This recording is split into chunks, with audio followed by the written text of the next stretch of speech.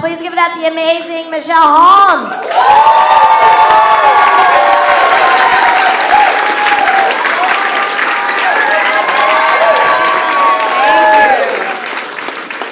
My first time doing comedy, holding the mic after Jim Gaffigan. I know, we're supposed to wash our hands a lot now, but I might just risk it. Never wash it again. I'm Michelle Holm. I moved here last year from Minneapolis, Minnesota. Yeah, sweet, good. I have 10 brothers and sisters, and no twins. There were no buy one, get one BOGO situations happening for my mom and dad. My mom gave birth 11 times. Every woman just clenched her legs together as tightly as possible. She's the toughest woman I know. It sucks. Trying to get sympathy from her is nearly impossible. Any normal girl could just go up to their mom and say, about school today. I don't know if I'm going to be able to do it. I've had pretty bad period cramps. Their mom would say, go lay down, I'll bring you a heating pad. This is how that would go with my mom. About school today. I don't know if I can do it.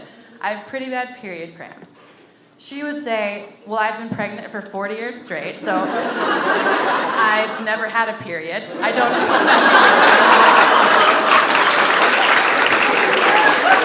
But I have been in labor for 32 hours straight. So, do your cramps feel like labor for 32 hours straight? No, they don't feel like labor for 32 hours straight. I'll go get ready for school. We'll try this again next cycle in approximately 30 days. Oh, man. So, speaking of blood, I got hit by a car when I was little. I was chasing my brother across the street. A car came down the road, as they often do, and I flew and hit the pavement. The next part of the story is my favorite. Our babysitter, who is also our neighbor, sees this whole thing go down. She thinks I'm dead and goes right back into her house. Now, I've nannied and babysat. That's never happened to me, but I can't think that conversation would go well with their parents. But this is Minnesota. Minnesota nice, so it probably just went like this. Geez, Louise, Barb. We were paying you to watch her.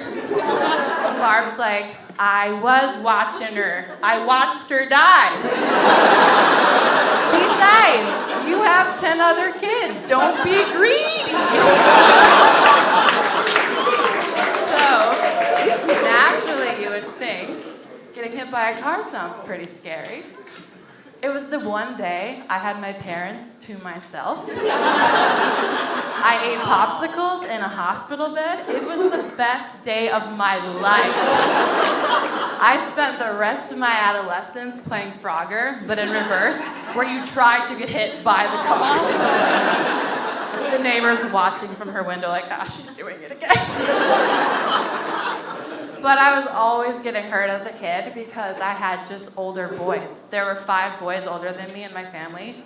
My older sister, I think her name was Laura. She got married. I was 3 years old. 3 years old when she got married. So she was useless to me, basically dead to me. My other older sister passed away from cancer right before I was born, so she's dead to all of us. Yeah. Okay. We're okay. Don't worry. If growing up with a bunch of boys doesn't make you tough, then growing up poor sure will. I used to go door to door selling these braided shoelaces that I made.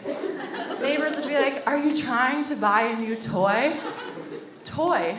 No, toothpaste. Please buy one.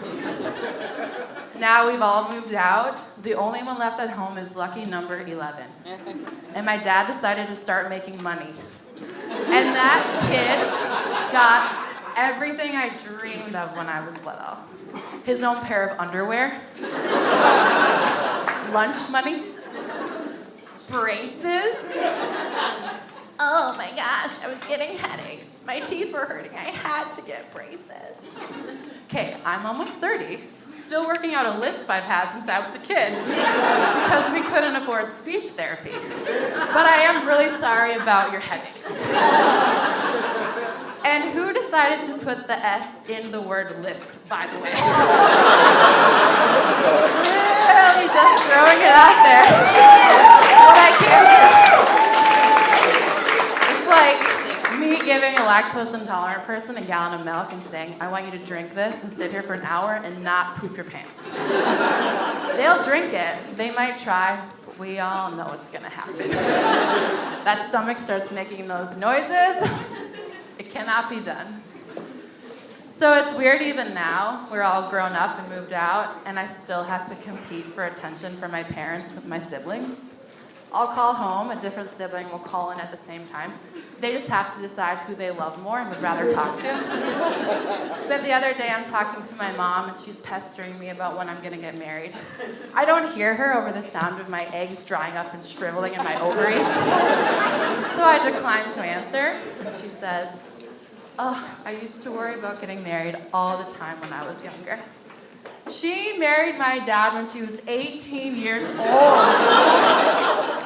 Oh no. Were those 4 days between your high school finals and your wedding super hopeless and sad? And she says, oh, your sister's calling. I gotta go. Thank you all for coming.